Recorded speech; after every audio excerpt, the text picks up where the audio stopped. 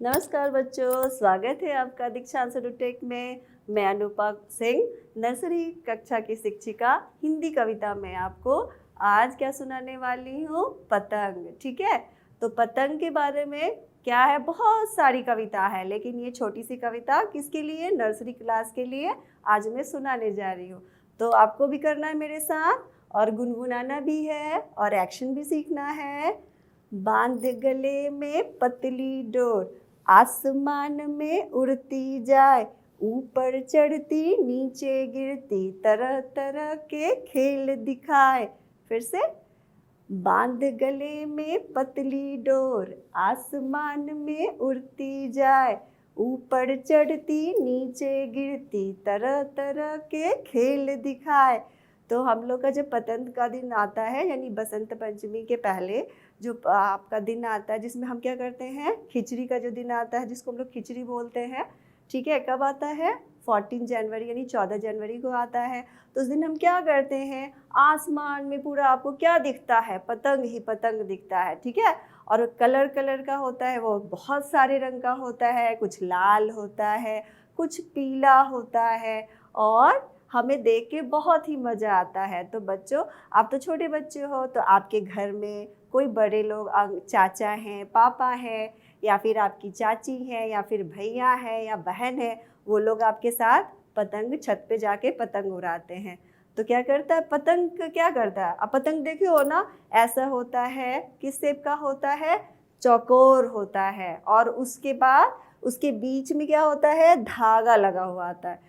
तो इस कविता में ये है, बांध गले में पतली डोर, यानी कि उसके बीच में क्या होता है, जो हमारा लकड़ी लगा होता है, उसमें जो स्टिक होता है पतली सी, उसकी देखोगे दोनों साइड से क्या लगा होता है, धागा। तो वो धागा, और उसी धागा में हम लोग क्या करते हैं, डोर लगाते हैं। ठीक है, और उसको क्या करते हैं, उसको हम लोग एक लटाई, जिसको लटाई बोलते हैं, उसमें उसको लपेट लेते हैं। और उसके बाद क्या करते हैं, जैसे ही हवा आती है, पतंग को हम लोग क्या करते हैं, उड़ाना शुरू कर देते हैं। जैसे ही हम पतंग को उड़ाते हैं तो क्या होता है, आप देखते हो पतंग पहले नीचे 2-3 बार गिरेगी, इसका मतलब वो उड़ नहीं रही है। फिर क्या करते हैं, एक या भाई है या बहन है, उसको बोलते हैं कि पकड़ लो पतंग और इसको उड़ा दो। ठीक है, उसको कूद के उड़ा दो।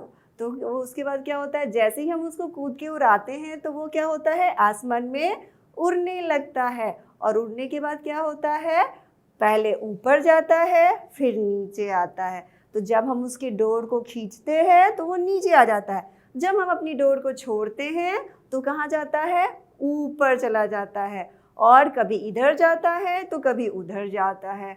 तो वो क्या होता है, खेल भी दिखाता है, और कभी इधर और उधर दूसरे दूसरे पतंग से बातचीत करने लगता है, और उसी बातचीत के चक्कर में क्या होता है, वो कट जाता है। और कट जाने के बाद कहाँ गिरता है, कहीं भी गिर जाता है, पेड़ पे गिर जाता है, किसी के पानी के टंकी में गिर जाता है, तो किसी के फील्ड में गिर जाता है, कभी कभी हमारे शरीर के ऊपर ही गिर जाता है, कभी सूज के ऊपर गिर जाता है, जूते के ऊपर, कभी चप्पल के ऊपर। तो पतंग कहीं भी गिर सकता, कभी पानी में गिर जाता।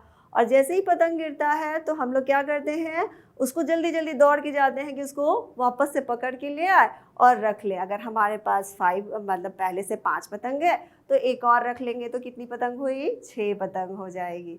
तो इस तरह से हम क्या करते हैं, पतंग को क्या करते हैं, खिलाते हैं आसमान में, उसके गले में डोरी बनाते हैं, स्क्वायर शेप का यानी चौकोर शेप का कागज़ काटते हैं, और उसमें धागा बनाते हैं, और उसको लपेटते हैं, फिर ऊपर ले जाते हैं, फिर नीचे आते हैं, फिर इधर ले जाते हैं। जैसे जैसे हवा चलती है वैसे वैसे पतंग ऊपर जाता है, और जैसे ही हवा थोड़ी थोड़ी कम हो जाती है, पतंग नीचे आने लगता है। ठीक है, तो पतंग किस पे डिपेंड करता है, हवा पे। तो गले में अपने क्या बांधे रहता है, डोरी, और उड़ता किस में है, आसमान में। और हम उसकी धागा को छोड़ते हैं, उसकी धागा को छोड़ते हैं तो वो ऊपर जाता है, और क्या करते हैं, सॉरी, ऊपर धागा को खींचते हैं तो वो नीचे आता है, छोड़ देते हैं तो ऊपर चला जाता है। तो यही कविता में बताया गया है। तो एक बार हम फिर से कविता को दोहराते हैं। बांध गले में पतली डोर, आसमान में उड़ती जाए, बांध गले में पतली डोर, आसमान में उड़ती जाए, ऊपर चढ़ती नीचे उड़ती, ऊपर चढ़ती नीचे गिरती, तरह तरह के खेल दिखाए, तरह तरह के खेल दिखाए। धन्यवाद बच्चों।